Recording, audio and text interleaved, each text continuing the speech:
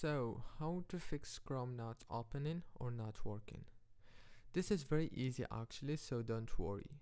First thing, go to the search here, search for Chrome. Click on your right mouse and click on Open File Location. Click on your right mouse again and choose the Open File Location option.